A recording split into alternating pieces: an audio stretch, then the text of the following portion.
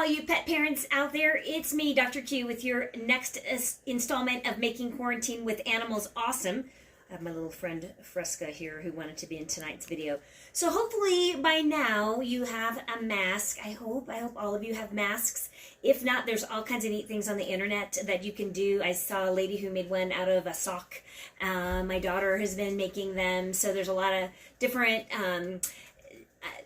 social media posts out there about quick and easy ways to make one. So please make one. Please have one. Wear them when you go out in public. I know we're almost done with kind of like the worst of the quarantine time, but certainly it's worth having one. So if you're ever around strangers or something like that, you can have that protection. So in the meantime, hopefully you've been continuing to do the things we talked about in the beginning, which is feeding half your kibble as treats during the day.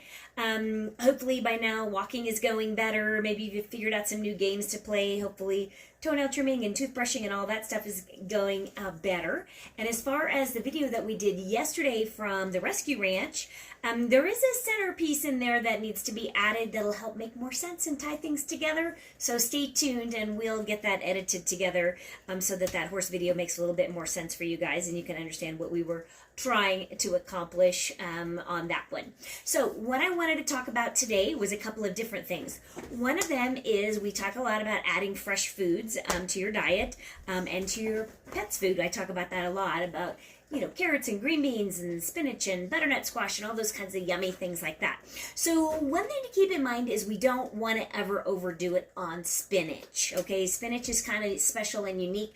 I read an article recently about somebody who was on a plant-based diet and they ended up getting kidney stones because they were eating a lot of spinach every single day. And so that definitely can happen.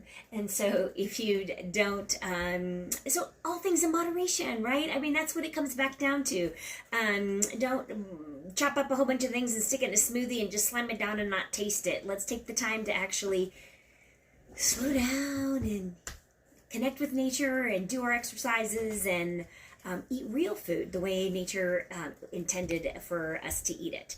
One more thing about cats I wanted to talk about. I talk a lot about dogs and dog training and everything, but I had a very important thing come up this week that I think I want all of you kitty cat owners to know, which is keep in mind that when you buy cat litter for your cat, make sure that it is an edible kind of cat litter. Think about it. Your kitty cat is going to be walking in that and then licking their paws and swallowing that. And I have seen over the years where what can happen is that clay clumping litter can actually get lodged in cats' intestines and cause some blockages, believe it or not. So so a little tidbit there for all you cat lovers. In the meantime, play your games and feed your kibble and brush their teeth. We'll be talking about games and different kinds of little behaviors that can teach your dogs and cats later on. So on that note, subscribe down below and please share my videos and follow along if you like the kind of content that we're bringing you. I'm Dr. Q, here to help you and your animals have the most amazing relationship that you ever thought possible, and here to give you some company during this quarantine time. So see you tomorrow.